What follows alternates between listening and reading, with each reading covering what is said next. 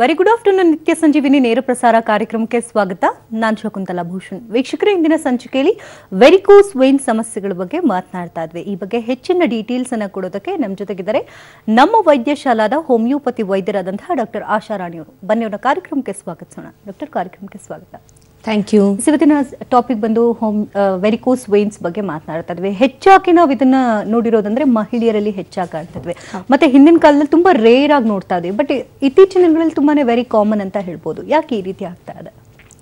Usually ನಾವು ಸಾಕಷ್ಟು ಜನರಲ್ಲಿ ಈ ಒಂದು ವೆರಿಕೋಸ್ ವೇನ್ಸ್ ಅಂತ ಪ್ರಾಬ್ಲಮ್ನ ಇತ್ತೀಚಿನ ದಿನಗಳಲ್ಲಿ ತುಂಬ ಪೇಷಂಟ್ಸಲ್ಲಿ ನಾವು ನೋಡೋವಂಥದ್ದು. ಬಟ್ ಈ ವೆರಿಕೋಸ್ ವೇನ್ಸ್ ಅಂದ ತಕ್ಷಣಕ್ಕೆ ನಾವು ನೋಡೋವಂಥದ್ದಾದರೆ ಸಾಕಷ್ಟು ಪೇಷಂಟ್ಸ್ ನಮ್ಮ ಕ್ಲಿನಿಕಲ್ಲಿ ಬರುವಂಥದ್ದು ಕೆಲವರಲ್ಲಿ ಕಾಲಲ್ಲಿ ಉಬ್ಬಿರುವಂಥ ರಕ್ತನಾಳಗಳು ಕಂಡು ಬರುವಂಥದ್ದು ಇರಬಹುದು. ಇನ್ನು ಕೆಲವರಲ್ಲಿ ಬರೀ ಕಾಲಲ್ಲಿ ಊತ ಆಗ್ತಾ ಇರುತ್ತೆ. ಬಟ್ ಏನಕ್ಕೆ ಊತ ಆಗ್ತಿದೆ ಅನ್ನೋದು ಕೂಡ ಎಷ್ಟೋ ಜನಕ್ಕೆ ಗೊತ್ತೇ ಆಗಿರೋದಿಲ್ಲ. ಇದನ್ನೆಲ್ಲ ನಾವು ತಿಳ್ಕೊಳ್ಳೋಂಥದ್ದಾದರೆ ಮೇನ್ ವೆರಿಕೋಸ್ ವೇನ್ಸ್ ಅಂತಂದರೆ ಉಬ್ಬಿರುವಂಥ ರಕ್ತನಾಳಗಳಂತ ಹೇಳ್ತೀವಿ. ಎಸ್ಪೆಷಲಿ ನಮ್ಮ ಕಾಲಲ್ಲಿ ಈ ಒಂದು ಉಬ್ಬಿರುವಂಥ ರಕ್ತನಾಳಗಳನ್ನು ನಾವು ಕಂಡು ಬರಬಹುದು. ಈಗ ನಾರ್ಮಲಿ ವೇನ್ಸ್ ಅಂದ ತಕ್ಷಣಕ್ಕೆ ನಮ್ಮ ಬಾಡಿಯಲ್ಲಿ ಎರಡು ಥರ ಒಂದು ಬ್ಲಡ್ ವೆಸಲ್ಸ್ನ ನಾವು ನೋಡ್ತೇವೆ. ಒಂದು ವೇನ್ಸ್ ಆಗಿರ್ಬೋದು ಮತ್ತು ಆರ್ಟ್ರೀಸ್ ಅಂತ ಹೇಳ್ತೀವಿ.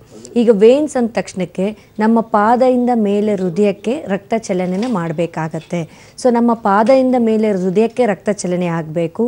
ಯಾವಾಗ ಈ ರಕ್ತ ಚಲನೆ ಕರೆಕ್ಟಾಗಿ ಶುದ್ಧವಾಗಿ ಈ ಒಂದು ಅಶುದ್ಧ ರಕ್ತ ಅಂತ ಏನು ಹೇಳ್ತೀವಿ, ಈ ಪಾದದಿಂದ ಮೇಲೆ ಹೃದಯಕ್ಕೆ ಹೋಗಬೇಕಾಗತ್ತೆ. ಈ ಪಾದದಿಂದ ಮೇಲ್ಗಡೆ ಹೃದಯ ರಕ್ತ ಚಲನೆ ಆದ ನಂತರ ಆ ಒಂದು ಹೃದಯದಲ್ಲಿ ರಕ್ತ ಶುದ್ಧೀಕರಣ ಆದ ನಂತರ ತಿರ್ಗಾ ಮತ್ತೆ ಒಳ್ಳೆ ರಕ್ತ ನಮ್ಮ ಹೃದಯದಿಂದ ಕಾಲಿಗೆ ಬರಬೇಕಾಗತ್ತೆ. ಇದು ಒಂದು ನಾರ್ಮಲ್ ಬ್ಲಡ್ ಸರ್ಕ್ಯುಲೇಷನ್ ಪ್ರತಿನಿತ್ಯ ನಮ್ಮ ದೇಹದಲ್ಲಿ ನಡಿಬೇಕಾಗಿರುವಂಥದ್ದು. ಪಾದದಿಂದ ಹೃದಯಕ್ಕೆ ಹಾಗೆ ಹೃದಯದಿಂದ ಕಾಲಿಗೆ ಈ ಒಂದು ರಕ್ತ ಚಲನ ಪ್ರತಿನಿತ್ಯ ನಮ್ಮ ದೇಹದಲ್ಲಿ ನಡಿಬೇಕಾಗತ್ತೆ. ಯಾವಾಗ ಈ ಒಂದು ರಕ್ತನಾಳಗಳ ಶಕ್ತಿ ಕಳ್ಕೊಳ್ಳುತ್ತೆ ಅಥವಾ ಈ ರಕ್ತನಾಳಗಳಲ್ಲಿ ಇರುವಂಥ ವಾಲ್ವ್ಸ್ ಅಂತ ಏನು ಹೇಳ್ತೀವಿ ಅದು ಕಳ್ಕೊಳ್ಳೋಕ್ಕೆ ಸ್ಟಾರ್ಟ್ ಆಗುತ್ತೆ, ವೀಕ್ ಆಗುತ್ತೆ. ಆಗೇನಾಗುತ್ತೆ, ಬ್ಲಡ್ ಪಾದದಿಂದ ಮೇಲೆ ಹೃದಯಕ್ಕೆ ಪಂಪ್ ಆಗೋದಕ್ಕೆ ಕಷ್ಟ ಆಗುತ್ತೆ. ಈ ಥರ ಪೇಷಂಟ್ಸ್ನ ನಾವು ನೋಡುವಂಥದ್ದಾದರೆ ಯಾವಾಗ ಈ ವಾಲ್ವ್ಸ್ ವೀಕ್ ಆಗ್ತಾ ಹೋಗುತ್ತೆ, ಈ ಬ್ಲಡ್ ಸರ್ಕ್ಯುಲೇಷನ್ ಕರೆಕ್ಟಾಗಿ ಆಗೋದಿಲ್ಲ, ಆಗ ಅವರಲ್ಲಿ ಕಾಲಿನಲ್ಲಿ ಗಂಟುಗಳು ರಕ್ತ ಹೆಪ್ಪುಗಟ್ಟುವಂಥದ್ದನ್ನು ನಾವು ಕಂಡು ಬರ್ತೇವೆ. ಈ ವೆರಿಕೋಸ್ ವೇನ್ಸ್ ಅಂದ ತಕ್ಷಣಕ್ಕೆ ಎಷ್ಟೋ ಪೇಷಂಟ್ಸ್ಗೆ ಏನಿರುತ್ತೆ, ಆಪ್ರೇಷನ್ಸೇ ಮಾಡಬೇಕಾ ಅಥವಾ ಇದಕ್ಕೆ ಚಿಕಿತ್ಸೆನೇ ಇಲ್ವಾ ಅಥವಾ ನಾವು ಬರೀ ಇದಕ್ಕೆ ಲೈಫ್ ಸ್ಟೈಲ್ ಅಷ್ಟೇ ಮಾಡಬಹುದಾ ಅಥವಾ ಇನ್ನೂ ಏನಾದರೂ ಟ್ರೀಟ್ಮೆಂಟ್ ಪಡ್ಕೊಳ್ಬಹುದಾ ಅನ್ನೋದು ಕೂಡ ಇರುತ್ತೆ. ಡೆಫಿನೆಟ್ಲಿ ವೆರಿಕೋಸ್ ವೇನ್ಸ್ ಅಂದ ತಕ್ಷಣಕ್ಕೆ ಹೆದರ್ಕೊಳ್ಳೋ ಅವಶ್ಯಕತೆ ಇಲ್ಲ. ಸಾಕಷ್ಟು ಈಗ ಅಡ್ವಾನ್ಸ್ ಟೆಕ್ನಾಲಜಿ ಮುಖಾಂತರ ನಮ್ಮ ವೈದ್ಯಶಾಲೆಯಲ್ಲಿ ಇದಕ್ಕೆ ಟ್ರೀಟ್ಮೆಂಟ್ ಅನ್ನೋದು ಪೇಷಂಟಲ್ಲಿ ಸಿಗ್ತಾ ಇದೆ. ಹಾಗೆ ಈಗ ಆಲ್ರೆಡಿ ಪೇಷಂಟ್ಸ್ ಕೂಡ ತುಂಬ ಮಟ್ಟಿಗೆ ಇಂಪ್ರೂವ್ಮೆಂಟ್ ಆಗಿರುವಂಥವ್ರು ಕೂಡ ನಾವು ನೋಡ್ತಾ ಇದ್ದೀವಿ. ಯಾವುದೇ ಒಂದು ಸಮಸ್ಯೆ ವೆರಿಕೋಸ್ ವೇನ್ಸ್ ರಿಲೇಟೆಡ್ ಪ್ರಾಬ್ಲಮ್ಸ್ ಇರಬಹುದು.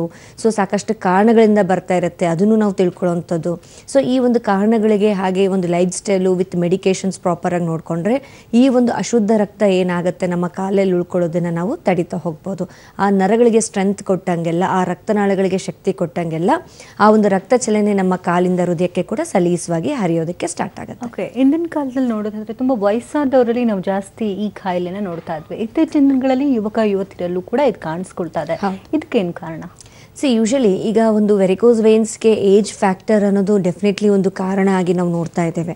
ಬಟ್ ಏಜ್ ಅಷ್ಟೇ ಅಲ್ಲದೆ ಸಾಕಷ್ಟು ಪೇಷಂಟ್ಸಲ್ಲಿ ನಾವು ನೋಡುವಂಥದ್ದಾದರೆ ವಯಸ್ಸಿನ ಜೊತೆಗೆ ಈವನ್ ಲಾಂಗ್ ಸ್ಟ್ಯಾಂಡಿಂಗ್ ಅಂತ ಏನು ಹೇಳ್ತೀವಿ, ತುಂಬ ಗಂಟೆಗಳ ಕಾಲ ನಿಂತ್ಕೊಂಡಿರುವಂಥದ್ದು ಅಥವಾ ಒಂದೇ ಕಡೆ ಕೂತ್ಕೊಂಡು ತುಂಬ ಗಂಟೆಗಳ ಕಾಲ ವರ್ಕ್ ಮಾಡುವಂಥದ್ದಾಗಿರ್ಬೋದು. ಒಬೇಸಿಟಿ ಅಂತ ಏನು ಹೇಳ್ತೀವಿ, ದೇಹದ ತೂಕ ತುಂಬ ಜಾಸ್ತಿ ಇರುವಂಥದ್ದು. ನಮ್ಮ ಬಾಡಿ ವೇಟ್ ಮೇಲೆ ಕಾಲ ಮೇಲೆ ಭಾರ ಬೀಳೋದ್ರಿಂದ ಕೂಡ ಕಾಲಿನ ರಕ್ತನಾಳಗಳ ಒಂದು ವ್ಯಾಲ್ವ್ಸ್ ಮೇಲೆ ಪ್ರೆಷರ್ ಜಾಸ್ತಿ ಆಗ್ತಾ ಇದ್ದಂಗೆ ಏನಾಗುತ್ತೆ, ವೀಕ್ ಆಗೋ ಚಾನ್ಸಸ್ ಇರುತ್ತೆ. ಇದ್ರ ಜೊತೆಗೆ ನಾವು ನೋಡುವಂಥದ್ದಾದರೆ ಹೆಣ್ಮಕ್ಳಲ್ಲಿ ಕೂಡ ಅತಿ ಹೆಚ್ಚು ಪ್ರಮಾಣದಲ್ಲಿ ನಾವು ಕಂಡು ಬರ್ತೀವಿ. ಪ್ರೆಗ್ನೆನ್ಸಿ ಟೈಮಲ್ಲಿ ಆಗಿರಬಹುದು, ಹಾಗೆ ಮುಟ್ಟು ನಿಲ್ಲುವಂಥ ವಯಸ್ಸು ಹತ್ತಿರ ಬಂದಂಗೆಲ್ಲ ಈ ಹಾರ್ಮೋನ್ಸಿಂದ ಆಗಿರಬಹುದು. ಇದರಿಂದ ಕೂಡ ಏನಾಗುತ್ತೆ, ರಕ್ತ ಹೆಪ್ಪುಗಟ್ಟೋ ಸಾಧ್ಯತೆ ಇರುತ್ತೆ ಕಾಲಿನಲ್ಲಿ. ಕೆಲವರಿಗೆ ರಕ್ತನಾಳಗಳ ವೀಕ್ ಆಗೋ ಚಾನ್ಸಸ್ ಇರುತ್ತೆ. ಹಾಗೆ ಇನ್ನೂ ಕೆಲವರು ಹೆಣ್ಮಕ್ಳಲ್ಲಿ ನಾವು ನೋಡುವಂಥದ್ದಾದರೆ ಈಗ ತುಂಬ ಕಾಂಟ್ರಸೆಪ್ಟಿವ್ ಪಿಲ್ಸ್ನ ಬಳಕೆ ಮಾಡಿರೋವಂಥವ್ರು, ಆ ಥರ ಒಂದು ವೇಳೆ ತುಂಬ ಬಳಕೆ ಮಾಡಿರೋಂಥವ್ರಲ್ಲಿ ಕೂಡ ಏನಾಗುತ್ತೆ, ಈ ಹೈ ಕಾಂಟ್ರಸೆಪ್ಟಿವ್ ಪಿಲ್ಸ್ನ ಯೂಸ್ ಮಾಡ್ತಿರೋರಲ್ಲಿ ಕೂಡ ಈ ಕಾಲಿನಲ್ಲಿ ರಕ್ತ ಹೆಪ್ಪುಗಟ್ಟುವ ಸಾಧ್ಯತೆನ ನಾವು ಕಂಡು ಬರ್ತೇವೆ.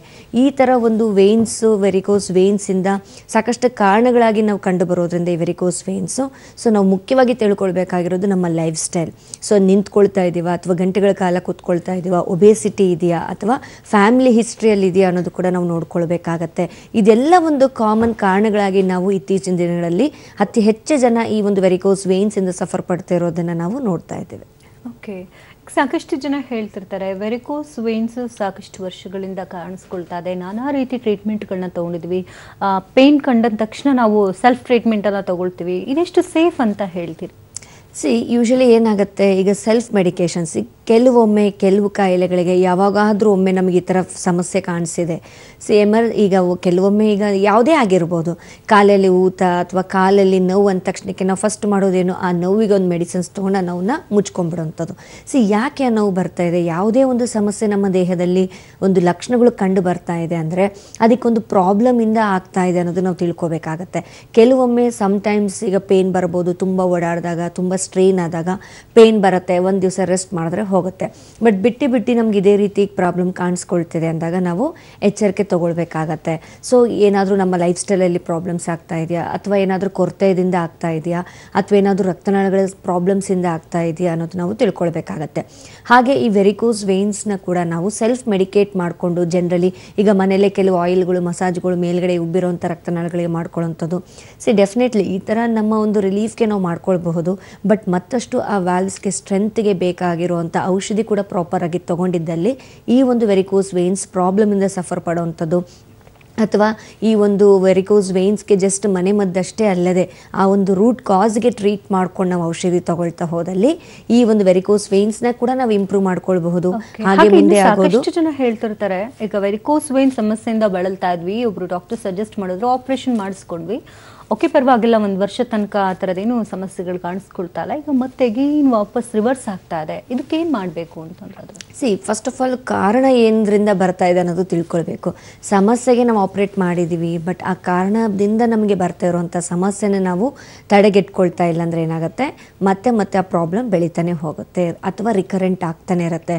ಹಾಗೆ ವೈದ್ಯರು ಕೂಡ ತಿಳಿಸಿರ್ತಾರೆ ಆಪ್ರೇಟ್ ಮಾಡಬೇಕಾದಾಗ ಕೂಡ ತುಂಬ ಜನಕ್ಕೆ, ಈಗ ಮಾಡಿದ್ರೂ ಕೂಡ ಈ ವೇನ್ನ ನಾವು ತೆಗಿಬಹುದು, ಮತ್ತೆ ತಿರ್ಗಾ ಬರುವಂಥ ಚಾನ್ಸಸ್ ಇದ್ದೇ ಇರುತ್ತೆ. ಬಟ್ ಆದರೂ ಕೂಡ ನಾವು ಕೆಲವೊಮ್ಮೆ ಆಪ್ರೇಟ್ ಮಾಡ್ತಾನೆ ಇದ್ದೀವಿ. ಆಪ್ರೇಟ್ ಮಾಡೋದ್ರಿಂದ ಮತ್ತೆ ಬರ್ತಾ ಇದೆ ಅಂದ ತಕ್ಷಣಕ್ಕೆ ನಾವು ಪದೇ ಈ ರಕ್ತನಾಳಗಳನ್ನು ತೆಗಿಯೋದಕ್ಕೂ ಆಗೋದಿಲ್ಲ. ಯಾಕಂದರೆ ಈ ವೇನ್ ಸ್ಟ್ರಿಪ್ಪಿಂಗ್ ಆಗಿರ್ಬೋದು, ಸರ್ಜರಿ, ಈಗ ಟೆಕ್ನಾಲಜಿ ಅಡ್ವಾನ್ಸ್ ಆಗಿರೋದ್ರಿಂದ ಸರ್ಜರಿಯಲ್ಲಿ ಕೂಡ ಸಾಕಷ್ಟು ಟೆಕ್ನಾಲಜಿ ಇದೆ. ಬಟ್ ಯಾವುದೇ ಮಾಡಿದ್ರೂ ಕೂಡ ಈ ವೇನ್ಸ್ನ ನಾವು ಮತ್ತೆ ತಿರ್ಗಾ ಆ ಸ್ಟ್ರೆಂತಿಗೆ ಸಹಾಯ ಮಾಡಬೇಕೇ ಹೊರತು ನಾವು ತೆಗಿಯೋದ್ರಿಂದ ಏನಾಗುತ್ತೆ, ಅದರದ್ದು ಒತ್ತಡ, ಅದರದ್ದು ಶಕ್ತಿ ಅಥವಾ ಅದರದ್ದು ಏನು ಪ್ರೆಷರ್ ಅಂತ ಏನಿರುತ್ತೆ, ಇನ್ನೊಂದು ಕಾಲಿನ ರಕ್ತನಾಳದ ಮೇಲೆ ಪ್ರೆಷರ್ ಬೀಳ್ತಾನೆ ಇರುತ್ತೆ. ಸೊ ಹಾಗಾಗಿ ಈಗ ಒಂದು ಸತಿ ಆಪ್ರೇಷನ್ ಮಾಡಿದ್ವಿ, ಮತ್ತೆ ಪಕ್ಕದಲ್ಲೇ ಇನ್ನೊಂದು ಶುರುವಾಗ್ತಿದೆ, ಅದೇ ಜಾಗದಲ್ಲೇ ಮತ್ತೆ ಬರ್ತಾ ಇದೆ, ಕಾಲು ಕಪ್ಪು ಅದೇ ರೀತಿ ಇದೆ, ಅಥವಾ ಕಾಲಲ್ಲಿ ಊತ ಮತ್ತೆ ಬರ್ತಾ ಇದೆ. ಸಾಕಷ್ಟು ಪೇಷಂಟ್ಸ್ ನಮ್ಮ ಕ್ಲಿನಿಕಲ್ಲಿ ಬರೋವಂಥವ್ರು ಹೇಳ್ತಾನೆ ಇರ್ತಾರೆ, ಈ ಥರ ಮತ್ತೆ ರಿಪೀಟ್ ಆಗ್ತಾನೆ ಇದೆ. ಸೊ ಈ ಥರ ರಿಪೀಟ್ ಆಗ್ತಾನೆ ಇದೆ ಅಂದಾಗ ಡೆಫಿನೆಟ್ಲಿ ನಾವು ಮಾಡ್ಕೋಬೇಕಾಗಿರೋಂಥದ್ದು ಬರೀ ಆಪ್ರೇಷನ್ ಮಟ್ಟಕ್ಕೆ ನಾವು ಮಾಡ್ಕೊಂಡು ಆ ವೇನ್ನ ತೆಗೆಯುವಂಥದ್ದು ಅಷ್ಟೇ ಅಲ್ಲ, ಆ ಒಂದು ಮೂಲ ಕಾರಣಕ್ಕೆ ಕೂಡ ನಾವು ಚಿಕಿತ್ಸೆ ತಗೊಂಡಾಗ ಮತ್ತೆ ರಿಕರೆನ್ಸಿ ಆಗುವಂಥ ಟೆಂಡೆನ್ಸಿ ಏನಿರುತ್ತೆ ಅದನ್ನು ಕೂಡ ತಡೆಗೆಟ್ಕೊಳ್ಬಹುದು. ಹಾಗೆ ರಕ್ತನಾಳಗಳ ವ್ಯಾಲ್ವ್ಸ್ಗೆ ಸ್ಟ್ರೆಂಥನ್ಗೆ ನಾವು ಔಷಧಿ ಕೊಡೋದ್ರಿಂದ ಆ ವ್ಯಾಲ್ವ್ಸ್ ಇನ್ಸಫಿಷಿಯೆಂಟ್ ಆಗಿ ಏನು ಕೆಲಸ ಮಾಡ್ತಾ ಇರುತ್ತೆ ಅದಕ್ಕೆ ಕೂಡ ನಾವು ಇಂಪ್ರೂವ್ಮೆಂಟ್ಸ್ ಕೊಡ್ಬೋದು ಮೆಡಿಕೇಶನ್ಸ್ ಇಂದ. ಓಕೆ, ಈಗ ನೀವು ಹೇಳಿದ್ರಿ ಈಗ ವೆರಿಕೋಸ್ ವೇನ್ಸ್ ಅಲ್ಲಿ ಪ್ರಮುಖವಾಗಿ ವೇನ್ಸ್ ಡ್ಯಾಮೇಜ್ ಆಗಿರುತ್ತೆ, ವೇನ್ಸ್ನ ಸ್ಟ್ರೆಂಥನಿಂಗ್ ಮಾಡಬೇಕು ಅಂತ ಹೇಳ್ತಾ ಇದ್ರಿ. ಇದ್ರ ಪ್ರೋಸೆಸ್ ಹೇಗಿರುತ್ತೆ ಹೋಮಿಯೋಪತಿನಲ್ಲಿ ಟ್ರೀಟ್ಮೆಂಟ್ ತಗೊಳ್ಳೋದಾದ್ರೆ? ಮೆಡಿಕೇಶನ್ಸ್ ಪೇಷಂಟ್ಸ್ ಡಿಪೆಂಡೆಂಟ್ ನೋಡ್ಕೊಂಡು ತೊಗೊಳ್ಬೇಕಾಗತ್ತೆ. ಯಾಕಂದರೆ ಇಲ್ಲಿ ಯಾವುದೇ ರೀತಿ ಪೇಷಂಟ್ಸ್ಗೆ ಈ ವೆರಿಕೋಸ್ ವೇನ್ಸ್ ಅಂದ ತಕ್ಷಣಕ್ಕೆ ನಾವು ಟ್ರೀಟ್ಮೆಂಟ್ ಅಂದ ತಕ್ಷಣಕ್ಕೆ ತುಂಬಾ ವ್ಯಾಸ್ಟ್ ಇರುತ್ತೆ. ಇದು ವೆರಿಕೋಸ್ ವೇನ್ಸ್ ಅಂದ ತಕ್ಷಣಕ್ಕೆ ದೀರ್ಘಕಾಲ ಸಮಸ್ಯೆ ಕೊಟ್ಟು ವಾರಗಳಲ್ಲಿ, ತಿಂಗಳುಗಳಲ್ಲಿ ನಮಗೆ ಗೊತ್ತಾಗ್ಬಿಡುತ್ತಾ ಎಫೆಕ್ಟಿವ್ನೆಸ್ ಅಂತಲ್ಲ. ಯಾವುದೇ ಒಂದು ವೈದ್ಯ ಪದ್ಧತಿಯಲ್ಲಿ ಹೋದರೂ ಕೂಡ ನೀವು ಯಾವ ಕಾಯಿಲೆಗೆ ಎಷ್ಟು ಡ್ಯೂರೇಷನ್ ಅನ್ನೋದು ಕಡ್ಡಾಯವಾಗಿ ನಾವು ಹೇಳೋದಕ್ಕೂ ಕೆಲವೊಮ್ಮೆ ಕಷ್ಟ ಆಗುತ್ತೆ. ಬಿಕಾಸ್ ಅವರ ಒಂದು ಲೈಫ್ ಸ್ಟೈಲ್ ಆಗಿರ್ಬೋದು, ಅವ್ರ ಬಾಡಿ ಸ್ಪಂದಿಸೋ ಶಕ್ತಿ ಆಗಿರ್ಬೋದು, ಅವರ ಒಂದು ಫ್ಯಾಮಿಲಿ ಟೆಂಡೆನ್ಸಿ ಆಗಿರ್ಬೋದು, ಜೆನೆಟಿಕ್ ಟೆಂಡೆನ್ಸಿ ಆಗಿರ್ಬೋದು, ಪ್ರತಿಯೊಂದು ಕೌಂಟ್ ಆಗುತ್ತೆ. ಅವರ ಫುಡ್ ಹ್ಯಾಬಿಟ್ಸ್ ಇರ್ಬೋದು. ಯಾಕಂದರೆ ಎಲ್ಲದಕ್ಕೂ ನಾವು ಹೇಳುವಂಥದ್ದಾದರೆ ಒಂದು ಲೈಫ್ ಸ್ಟೈಲ್ ವಿತ್ ಟ್ರೀಟ್ಮೆಂಟ್ ಎರಡು ಸಪೋರ್ಟಿವಲ್ಲೇ ಹೋಗಬೇಕಾಗತ್ತೆ. ಎಸ್ಪೆಷಲಿ ವೆರಿಕೋಸ್ ವೇನ್ಸ್ ಅನ್ನೋದು ಇದು ಪ್ಯೂರ್ಲಿ ಲೈಫ್ ಸ್ಟೈಲಿಂದ ಕೂಡ ಹೆಚ್ಚಾಗಿ ಇತ್ತೀಚಿನ ದಿನಗಳಲ್ಲಿ ನಾವು ನೋಡ್ತಾ ಇದ್ದೀವಿ. ಸೊ ಈ ಒಂದು ಲೈಫ್ ಸ್ಟೈಲ್ನ ಇಂಪ್ರೂವ್ಮೆಂಟ್ಸ್ ಸರಿಪಡಿಸ್ಕೊಳ್ಳೋದ್ರ ಜೊತೆಗೆ ಟ್ರೀಟ್ಮೆಂಟ್ ಅನ್ನೋದು ಕೂಡ ಪಡ್ಕೊಳ್ತಾ ಹೋದಲ್ಲಿ ಆ ಒಂದು ವ್ಯಕ್ತಿಯ ಸ್ವಭಾವ ಅನುಗುಣವಾಗಿ ನೋಡಿಕೊಂಡು ಒಂದು ಕಂಪ್ಲೀಟ್ ಪಿಕ್ಚರ್ ನಾವು ಅವರ ಒಂದು ರೂಟ್ ಕಾಸ್ಗೆ ನೋಡಿಕೊಂಡು ಯಾವ ಕಾರಣಕ್ಕೆ ಬಂದಿದೆ ಪ್ರತಿಯೊಂದು ನೋಡಿಕೊಂಡು ನಾವು ಟ್ರೀಟ್ಮೆಂಟ್ ಕೊಡಬೇಕಾಗತ್ತೆ. ಯಾಕಂದರೆ ವೆರಿಕೋಸ್ ವೇನ್ಸ್ಗೆ ಈ ಮೆಡಿಸಿನ್ಸ್ ಇದು ತೊಗೊಂಡ್ಬಿಡ್ಬೋದಾ ಅನ್ನೋದು ಒಂದು ಫಿಕ್ಸ್ಡ್ ಮೆಡಿಕೇಶನ್ಸ್ ಅಂತ ಇರೋದಿಲ್ಲ. ಹೋಮಿಯೋಪತಿ ಸಿಸ್ಟಮೇ ಹಾಗೆ, ಕಾನ್ಸ್ಟಿಟ್ಯೂಷನಲ್ ಹೋಮಿಯೋಪತಿ ಅಂತ ನಾವಿಲ್ಲಿ ಕೊಡುವಂಥ ಎಕ್ಸ್ಟರ್ನಲ್ ಅಪ್ಲಿಕೇಶನ್ ಏನಾದ್ರು ಇರುತ್ತೆ ಅಥವಾ ಇಂಟೇಕ್ ಅಷ್ಟೇ? ಸೊ ಇಂಟೇಕ್ ಮೆಡಿಸಿನ್ಸ್ನ ಹೆಚ್ಚಾಗಿ ನಾವು ಪ್ರಿಫರ್ ಮಾಡಬೇಕಾಗುತ್ತೆ. ಯಾಕೆಂದರೆ ಹೋಮಿಯೋಪತಿ ಮೆಡಿಸಿನ್ಸೇ ನಾವು ಇಂಟರ್ನಲ್ ಮೇಯ್ನಾಗಿ ಟ್ರೀಟ್ ಮಾಡೋವಂಥದ್ದು. ಆ ಒಂದು ರಕ್ತನಾಳಗಳ ಶಕ್ತಿಗೆ, ವ್ಯಾಲ್ಸ್ ಸ್ಟ್ರೆಂತಿಗೆ ನಾವು ಮೇಯ್ನಾಗಿ ರೂಟ್ ಕಾಸ್ಗೆ ಟ್ರೀಟ್ ಮಾಡೋದ್ರಿಂದ ಮೇಲ್ಗಡೆ ಬರೀ ಹಚ್ಕೊಳ್ಳೋದಷ್ಟೇ ಅಲ್ಲದೆ main internal medicines will be more effective ಅಂತ ಹೇಳ್ತೀವಿ. ಕೆಲವು ಟೈಮ್ ಎಕ್ಸ್ಟರ್ನಲ್ ಏನಾದರೂ ನೀಡ್ ಇದ್ದರೆ ಪೇಷಂಟ್ಗೆ ಸಪೋರ್ಟಿವ್ ಆಗಿ ಡ್ರೈನೆಸ್, ಎಕ್ಸಿಮಾ, ಇಚ್ಚಿಂಗ್ ಆಗ್ತಾ ಇರುತ್ತೆ, ಈ ಥರ ಏನಾದರೂ ಇದ್ದರೆ ಕೆಲವು ಮಾಯಿಶ್ಚರೈಸರ್ ಕಂಟೆಂಟ್ಸು, ಮನೇಲಿ ನ್ಯಾಚುರಲ್ ಆಯಿಲ್ಸ್ ಆಗಿರ್ಬೋದು, ಸೊ ಈ ಥರ ಕೆಲವೊಮ್ಮೆ ರಿಕ್ವೈರ್ಮೆಂಟ್ ಇದ್ದರೆ ತಿಳಿಸ್ಕೊಡ್ತಾರೆ. ಓಕೆ, ಈಗ ಈಗ ಒಂದೊಂದು ಕಾಯಿಲೆಗಳಿಗೆ ಇಂತಿಂಥ ಫುಡ್ಗಳನ್ನ ತಿನ್ನಬೇಕು, ಕೆಲವೊಂದು ತಿನ್ನಬಾರ್ದು, ಪಥ್ಯದಲ್ಲಿರಬೇಕು ಅಂತ ಇರುತ್ತೆ. ಸೊ ವೆರಿಕೋಸ್ ವೇನ್ ಸಮಸ್ಯೆಯಿಂದ ಬಳಲ್ತಾ ಇರೋರಿಗೆ ಈ ರೀತಿ ಫುಡ್ ಲಿಮಿಟೇಷನ್ಸ್ ಏನಾದರೂ ಇದೆಯಾ? ಎಸ್, ಯಾಕೆಂದರೆ ಈಗ ಫುಡ್ ಲಿಮಿಟೇಷನ್ಸ್ ಅಂತ ಹೇಳಿದಾಗ ನಾವು ವೆರಿಕೋಸ್ ವೇನ್ಸ್ಗೆ ಇದೇ ಫುಡ್ನ ತೊಗೋಬೇಕು, ಇದೇ ಫುಡ್ನ ತೊಗೋಬಾರ್ದು ಅಂತ ಕಡ್ಡಾಯವಾಗಿ ಯಾವುದೇ ರೀತಿ ಇಲ್ಲ, ಅಥವಾ ಕಂಪ್ಲೀಟ್ ಸ್ಟ್ರಿಕ್ಟ್ ಡಯಟ್ ಮೇಂಟೈನ್ ಮಾಡಬೇಕು ಅಂತಿಲ್ಲ. ಬಟ್ ಜನರಲಿ ನಾವು ನೋಡೋಂಥದ್ದಾದರೆ ಸ್ವಲ್ಪ ಸೋಡಿಯಮ್ ರಿಸ್ಟ್ರಿಕ್ಟ್ ಮಾಡೋದು ಒಳ್ಳೆಯದು, ಸಾಲ್ಟ್ ಸ್ವಲ್ಪ ಫುಡ್ಡಲ್ಲಿ ಇಂಟೇಕ್ನ ಕಡಿಮೆ ಮಾಡ್ಕೊಳ್ಳೋದು ಒಳ್ಳೆಯದು. ಹಾಗೆ ನಾವು ಹೆಚ್ಚಾಗಿ ವಾಟರ್ ಇಂಟೇಕ್ ಕೂಡ ನೀವು ತೊಗೊಳ್ಳೋಂಥದ್ದು, ಗ್ರೀನ್ ಲೀಫಿ ವೆಜಿಟೇಬಲ್ಸ್ ಹೆಚ್ಚಾಗಿ ತೊಗೊಳ್ಳೋಂಥದ್ದು, ಪೌಷ್ಟಿಕಾಂಶಗಳು ತೊಗೊಳ್ಳೋಂಥದ್ದು. ರೆಗ್ಯುಲರಾಗಿ ನಾವು ಹೇಳೋವಂಥದ್ದಾದರೆ ಲೈಫ್ ಸ್ಟೈಲ್ ಅಂತ ಬಂದಾಗ ಮೇನ್ ವಾಕಿಂಗ್ ನಾವು ಹೆಚ್ಚು ಪ್ರಿಫರ್ ಮಾಡೋವಂಥದ್ದು ವೆರಿಕೋಸ್ ವೇನ್ಸ್ಗೆ ಪೇಷಂಟ್ಸ್ಗೆ ವಾಕಿಂಗ್, ನಾರ್ಮಲ್ ವಾಕಿಂಗ್ ಆಗಿರ್ಬೋದು, ಎಷ್ಟು ಅವರ ಒಂದು ಬಾಡಿಗೆ ಆಗುತ್ತೆ ಅಷ್ಟು ಮಟ್ಟಿಗೆ ವಾಕ್ ಮಾಡೋವಂಥದ್ದು. ಕೆಲವರಿಗೆ ವಾಕ್ ಮಾಡಿದ್ರೆ ಪೇಯ್ನ್ ಜಾಸ್ತಿ ಆಗುತ್ತೆ ಅಂತಾರೆ. ಅವರು ಆ ಒಂದು ಸ್ಟೇಜ್ ನೋಡಿಕೊಂಡು ನಾವು ತಿಳಿಸ್ಕೊಡ್ಬೇಕಾಗುತ್ತೆ. ಎಲ್ಲ ವಾಕಿಂಗ್ ಅಂತಂದು ಕಾಲು ತುಂಬ ಊತ ಆಗಿದೆ, ಪೇಯ್ನ್ ಜಾಸ್ತಿ ಆಗಿದೆ, ಅಲ್ಸರ್ ಆಗಿದೆ ಅಂದ ತಕ್ಷಣಕ್ಕೆ ನಾವು ವಾಕ್ ಮಾಡಲೇಬೇಕು ವೆರಿಕೋಸ್ ವೇನ್ಸ್ ಅಂತಲ್ಲ. ಅವ್ರ ಕಂಡೀಷನ್ಸ್ ರಿಕ್ವೈರ್ಮೆಂಟ್ ನೋಡಿಕೊಂಡು ನಾವು ಕೂಡ ತಿಳಿಸ್ಬೇಕಾಗತ್ತೆ. ಸೊ ಬಟ್ ವಾಕಿಂಗ್ ಅನ್ನೋದು ಒಂದು ತುಂಬಾ ಒಳ್ಳೆ ಬೆಸ್ಟ್ ಸೊಲ್ಯೂಷನ್ ಅಂತ ಕೂಡ ಹೇಳ್ತೀವಿ ನಾವು ವೆರಿಕೋಸ್ ವೇನ್ಸ್ಗೆ. ಹಾಗೆ ಮಲ್ಕೊಳ್ಬೇಕಾದಾಗ ಕಾಲು ಎತ್ತರದಲ್ಲಿ ಇಟ್ಕೊಂಡು ಮಲ್ಕೊಳ್ಳೋವಂಥದ್ದು, ಇದು ಕೂಡ ತುಂಬಾ ಒಳ್ಳೇದಂತ ಹೇಳ್ತೀವಿ ನಾವು ವೆರಿಕೋಸ್ ವೇನ್ಗೆ. ಸೊ ಈ ಥರ ಕೆಲವು life style changes, basic life style changes ಮಾಡಿಕೊಂಡು ಪ್ರಾಪರ್ ಮೆಡಿಕೇಷನ್ಸ್, ಯಾಕಂದರೆ ವೆರಿಕೋಸ್ ವೇನ್ಸ್ ಅನ್ನೋದು ದೀರ್ಘಕಾಲ ಸಮಸ್ಯೆ ಅನ್ನೋದು ತಿಳ್ಕೊಳ್ಬೇಕಾಗತ್ತೆ ಪೇಷಂಟ್ಸ್. ಈ ದೀರ್ಘಕಾಲ ಸಮಸ್ಯೆ ಆಗಿರೋದ್ರಿಂದ ಮೇನ್ ಆ ಒಂದು ವ್ಯಾಲ್ಸ್ನ ಶಕ್ತಿ ಕಳ್ಕೊಳ್ತಾ ಇದೆ ಅಂದಾಗ ಅದಕ್ಕೆ ನಾವು ಹೆಚ್ಚಿನ ಒಂದು ಮುಖ್ಯ ಕೊಡಬೇಕಾಗತ್ತೆ.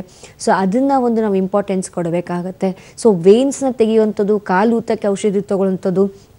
ಸಾಕಷ್ಟು ಜನಕ್ಕೆ ನಮ್ಮ ಕ್ಲಿನಿಕಲ್ಲಿ ಬಂದಾಗ ಕೆಲವರಿಗೆ ಸ್ಕಿನ್ ಎಲ್ಲ ಕಪ್ಪಾಗಿರೋವಂಥದ್ದು, ಸ್ಕಿನ್ ಕಾಲಲ್ಲೆಲ್ಲ ಕಡ್ತ ಆಗೋದು, ಸ್ಕಿನ್ ಎಲ್ಲ ಇಚ್ಚಿಂಗ್ ಆಗೋವಂಥದ್ದು, ಈ ಥರ ಕಪ್ಪು ಮಚ್ಚೆಗಳು ಚರ್ಮದಲ್ಲಿ ಕಾಣೋವಂಥದ್ದು, ಈ ಥರ ಕೂಡ ಎಷ್ಟೋ ಜನಕ್ಕೆ ಆಗಿರುತ್ತೆ. ಇದಕ್ಕೆಲ್ಲ ಸಾಕಷ್ಟು ಸ್ಕಿನ್ ಸ್ಪೆಷಲಿಸ್ಟ್ ಇರುವಂಥ ಡಾಕ್ಟ್ರನ್ನ, ವೈದ್ಯರನ್ನೇ ಭೇಟಿಯಾಗಿ ಕೆಲವು ಮೇಲ್ಗಡೆ ಏನೆಲ್ಲ ಮುಲಾಮ್ಗಳು, ಕ್ರೀಮ್ಸ್ಗಳು ಹಚ್ಕೊಂಡು ಹಾಕಿರುತ್ತೆ ಅದನ್ನೆಲ್ಲ ಸ್ವಲ್ಪ ಕಡಿಮೆ ಮಾಡ್ಕೊಳ್ತಾ ಇರ್ತಾರೆ. ಮತ್ತೆ ತಿರ್ಗಾ ಅದೆಲ್ಲ ಕಡಿಮೆ ಆಯಿತು ಅಂತ ಔಷಧಿ ನಿಲ್ಲಿಸಿದಾಗ ಮತ್ತೆ ತಿರ್ಗಾ ಹಂಗೆ ಶುರು ಆಗ್ತಾ ಇದೆ, ಮತ್ತೆ ತಿರ್ಗಾ ಕಪ್ಪು ಬರ್ತಾ ಇದೆ, ಜಾಸ್ತಿ ಆಗ್ತಿದೆ. ಸೊ ಇದು ಏನಕ್ಕೆ ಅನ್ನೋದು ನಾವು ತಿಳ್ಕೊಂಡಾಗ ಎಲ್ಲಾನು ಸ್ಕಿನ್ ಪ್ರಾಬ್ಲಮ್, ಸ್ಕಿನ್ನಿಗೆ ಕಂಡಿದೆ ಅಂದ ತಕ್ಷಣಕ್ಕೆ ಅದು ಸ್ಕಿನ್ ಪ್ರಾಬ್ಲಮೇ ಅಂತ ಅಷ್ಟೇ ನಾವು ಹೇಳೋಕ್ಕಾಗೋದಿಲ್ಲ. ಸೊ ಸಾಕಷ್ಟು ಕಾರಣ ಅಂತ ನಾನು ಆಲ್ರೆಡಿ ಹೇಳಿದೆ. ಸೊ ಈ ವೆರಿಕೋಸ್ ವೇನ್ಸ್ ರಕ್ತ ಚಲನೆ ಮೇನ್ ಆಗಿ ಇಂಪ್ರೂವ್ ಆಗ್ತಾ ಇರೋದಿಲ್ಲ ಅವರಲ್ಲಿ, ಅಥವಾ ಸರಿಯಾಗಿ ಆಗ್ತಾ ಇರೋದಿಲ್ಲ. ಈ ಅಶುದ್ಧ ರಕ್ತ ಪಾದದಲ್ಲೇ ಉಳ್ಕೊಂಡು ಸೊ ಏನಾಗುತ್ತೆ, ಅಲ್ಲೇ ಅದು ಇನ್ಫೆಕ್ಟ್ ಮಾಡೋಕ್ಕೆ ಚಾನ್ಸ್ ಆಗುತ್ತೆ. ಸೊ ಅದನ್ನು ನಾವು ತಿಳ್ಕೊಳ್ಬೇಕಾಗತ್ತೆ. ಓಕೆ, ಇನ್ನಿಷ್ಟು ಇನ್ಫಾರ್ಮೇಷನ್ ಅನ್ನು ಪಡ್ಕೊಳ್ತೀನಿ ನಿಮ್ಮ ಹತ್ರ. ವೀಕ್ಷಕರೇ, ವೆರಿಕೋಸ್ ಸಮಸ್ಯೆ ಬಗ್ಗೆ ನಿಮ್ಮಲ್ಲಿ ಏನಾದರೂ ಪ್ರಶ್ನೆಗಳಿದ್ದಲ್ಲಿ, ಸಮಸ್ಯೆಗಳಿದ್ದಲ್ಲಿ ನೇರ ಪ್ರಸಾರ ಕಾರ್ಯಕ್ರಮ ಆಗಿರೋದ್ರಿಂದ ನೀವು ಕೂಡ ಕರೆ ಮಾಡಬಹುದು. ನಿಮ್ಮ ಟಿವಿ ಸ್ಕ್ರೀನ್ ಮೇಲೆ ನಂಬರ್ಗಳು ಬರ್ತಾ ಇದೆ, ಈ ಕೂಡಲೇ ನೋಟ್ ಮಾಡ್ಕೊಳ್ಳಿ. ಇನ್ನಷ್ಟು ಸಂಚಿಕೆಯಲ್ಲಿ ವೆರಿಕೋಸ್ ವೇನ್ ಸಮಸ್ಯೆಗಳ ಬಗ್ಗೆ ಮಾತನಾಡ್ತಾ ಇದ್ವಿ. ನಮ್ಮ ವೈದ್ಯಶಾಲದ ಆಯುರ್ವೇದ ಹೋಮಿಯೋಪತಿ ವೈದ್ಯರಾದಂತಹ ಆಶಾರಾಣಿಯವರು ನಮ್ಮೊಂದಿಗಿದ್ದಾರೆ. ಇನ್ನಷ್ಟು ಮಾಹಿತಿನ ನಾವು ಕಲೆ ಹಾಕೋಣ. ಈಗ ಡಾಕ್ಟರ್, ವೆರಿಕೋಸ್ ವೇನ್ಸ್ ಸಮಸ್ಯೆಯಿಂದ ಸಾಕಷ್ಟು ಜನ ಬಳಲ್ತಾ ಇರ್ತಾರೆ. ಇನ್ನು ಕೆಲವರಿಗೆ ಅಥವಾ ಮಾಮೂಲಿ ಕಾಲು ನೋವು ಕೂಡ ಇರುತ್ತೆ. ಸಾಕಷ್ಟು ಜನಕ್ಕೆ ಇದು ವೆರಿಕೋಸ್ ವೇನ್ಸ್ ಅಂತಾನೆ ಗೊತ್ತಾಗಿರುತ್ತಿಲ್ಲ, ತುಂಬಾ ಫೈನಲ್ ಸ್ಟೇಜ್ಗೆ ಹೋದಾಗ ತಿಳ್ಕೊಳ್ತಾರೆ. ಸೊ ಫಸ್ಟ್ ಸಿಂಪ್ಟಮ್ಸ್ಗಳು ಹೇಗೆ ತಿಳ್ಕೊಳ್ಳೋದು ಇದೇ ವೆರಿಕೋಸ್ ವೇನ್ಸ್ ಅಂತ ನೋಡೋದಕ್ಕೆ? ಎಸ್, ಯಾಕೆಂದರೆ ಈಗ ಸಾಕಷ್ಟು ಪೇಷಂಟ್ಸಲ್ಲಿ ಎಷ್ಟೋ ಪೇಷಂಟ್ಸ್ಗೆ ಎಷ್ಟೋ ವರ್ಷಗಳಿಂದ ಕಾಡ್ತಾ ಇರುತ್ತೆ ವೆರಿಕೋಸ್ ವೇನ್ಸ್. ಬಟ್ ಇದು ವೆರಿಕೋಸ್ ವೇನ್ಸಿಂದ ನಮಗೆ ಸಮಸ್ಯೆ ಕಾಣ್ತಾ ಇದೆಯೋ ಅಥವಾ ಬೇರೆ ಪ್ರಾಬ್ಲಮ್ಸಿಂದ ನಮಗೆ ಬರ್ತಾ ಇದೆಯೋ ಅನ್ನೋದು ಕೂಡ ಗೊತ್ತೇ ಇರೋದಿಲ್ಲ. ಬಟ್ ಸಾಕಷ್ಟು ವೈದ್ಯರ ಹತ್ರ ಹೋಗಿರ್ತಾರೆ, ಸಾಕಷ್ಟು ಮೆಡಿಕೇಷನ್ಸ್ಗಳು ಅದಕ್ಕೆ ಅಥವಾ ಎಕ್ಸ್ಟರ್ನಲ್ ಅಪ್ಲಿಕೇಶನ್ಸು, ಇಂಟರ್ನಲ್ ಮೆಡಿಸನ್ಸ್ಗಳು ಕೂಡ ತೊಗೊಳ್ತಾ ಇರ್ತಾರೆ. ಬಟ್ ನಮಗಿದು ಏನಕ್ಕೆ ಬರ್ತಾ ಇದೆ, ಏನು ಪ್ರಾಬ್ಲಮ್ ಆಗಿದೆ ಅನ್ನೋದು ನಮಗೆ ಗೊತ್ತೇ ಇಲ್ಲ ಮೇಡಮ್ ಅಂತ ಕೂಡ ಸಾಕಷ್ಟು ಪೇಷಂಟ್ಸ್ ಹೇಳ್ತಾರೆ. ಫಸ್ಟ್ ನಾವು ತಿಳ್ಕೊಳ್ಬೇಕಾಗಿರೋದು ಒಂದು ಲಕ್ಷಣಗಳು. ಪ್ರತಿಯೊಂದು ಕಾಯಿಲೆಗೆ ನಮಗೆ ಗೊತ್ತಾಗೋದೇ ಕೆಲವು ಲಕ್ಷಣಗಳ ಮುಖಾಂತರ. ಅದನ್ನೇ ನಾವು ಎಸ್ಪೆಷಲಿ ಕಾಲಿನಲ್ಲಿ ನೋವು ಬರೋವಂಥದ್ದು, ಅಥವಾ ಪಾದ ಅಲ್ಲಿ ಊತ ಬರೋವಂಥದ್ದು, ಆ್ಯಂಕಲಲ್ಲಿ ಸ್ವೆಲ್ಲಿಂಗ್ ಬರೋವಂಥದ್ದು, ಈಗ ವೆರಿಕೋಸ್ ವೇನ್ಸ್ ನೋಡಿದ ತಕ್ಷಣವೇ ನಾವು ಹೇಳ್ಬೋದು ಉಬ್ಬಿರುವಂಥ ರಕ್ತನಾಳಗಳು ನಮ್ಮ ಕಾಲಿನಲ್ಲಿ ಕಂಡು ಬರುವಂಥದ್ದು. ಅದ್ರ ಜೊತೆಗೆ ಪೇನ್ ಬರ್ತಾ ಇದೆ, ಎಳ್ತಾ ಬರ್ತಾ ಇದೆ ಕಾಲಲ್ಲಿ, ಅಥವಾ ಕೆಲವರಿಗೆ ಊತ ಬರ್ತಾ ಇದೆ. ಸೊ ಈ ಥರ ಒಂದು ಕೆಲವು ಸಿಂಪ್ಟಮ್ಸ್ನ ನಾವು ನೋಡ್ತೀವಿ.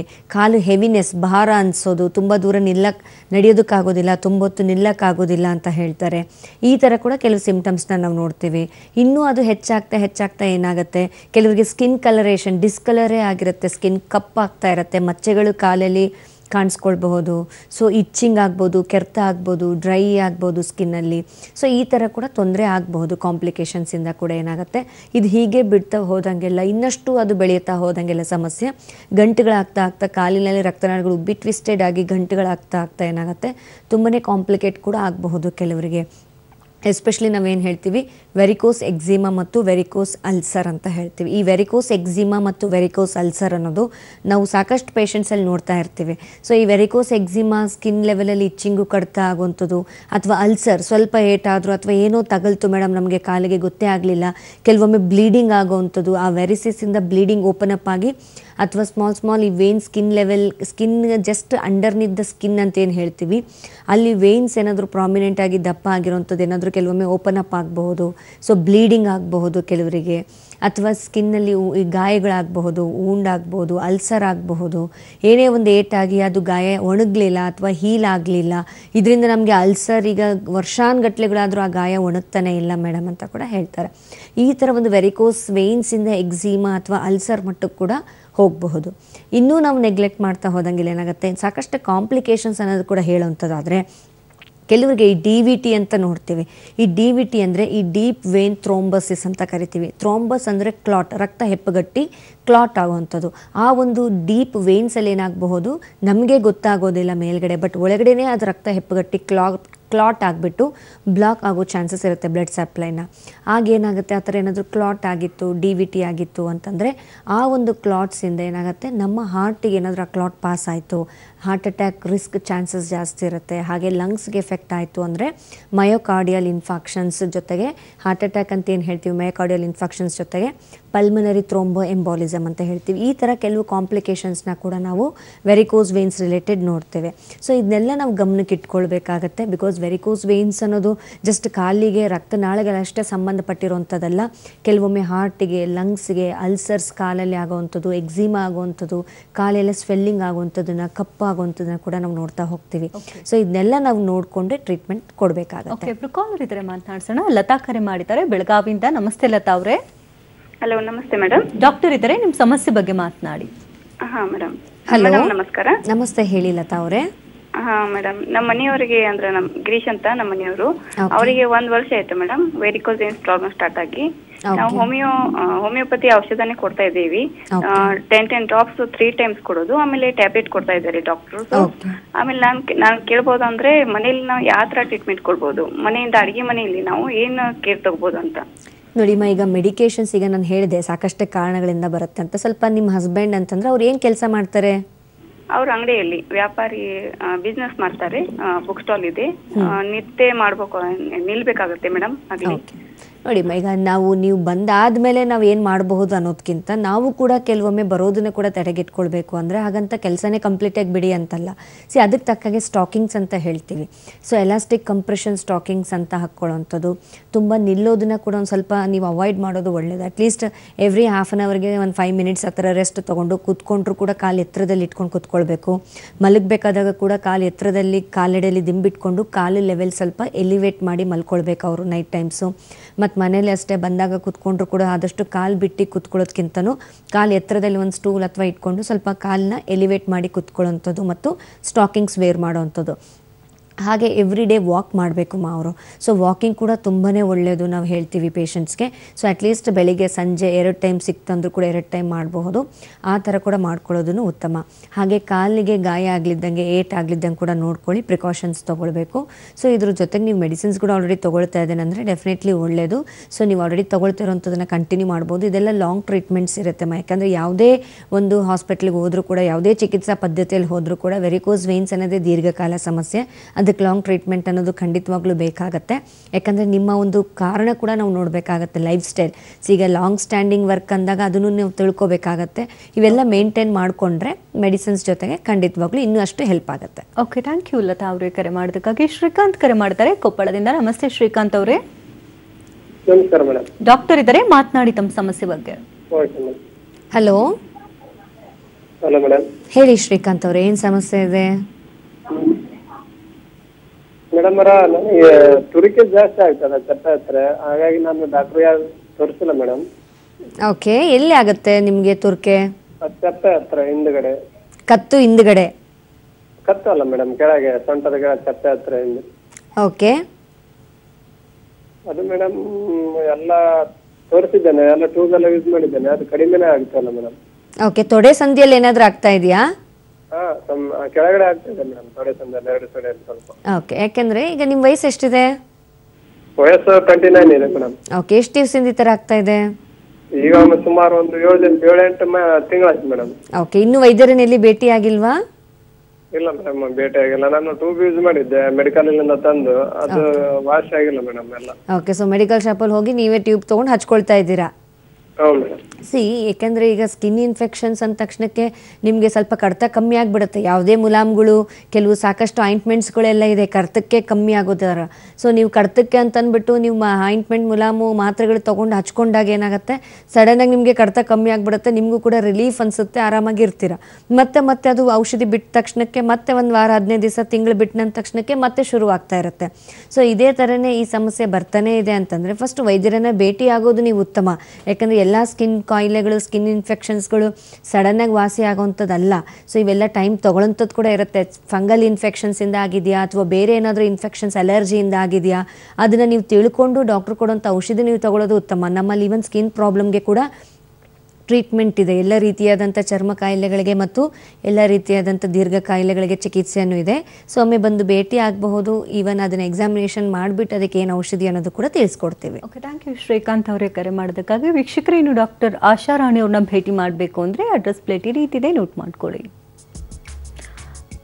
ಡಾಕ್ಟರ್ ಆಶಾ ರಾಣಿಯವರು ಹೋಮಿಯೋಪತಿ ವೈದ್ಯರು. ನಮ್ಮ ವೈದ್ಯಶಾಲಾ ವಿಭಾಗ ಬೆಂಗಳೂರಿನ ಮಲ್ಲೇಶ್ವರಂ, ಜಯನಗರ, ಹುಬ್ಬಳ್ಳಿ, ಮೈಸೂರು, ಹಾಸನ, ದಾವಣಗೆರೆ, ಕಲಬುರಗಿ, ಶಿವಮೊಗ್ಗ ಹಾಗೂ ಹೊಸಪೇಟೆನಲ್ಲಿ ಬ್ರಾಂಚಸ್ಗಳಿದೆ.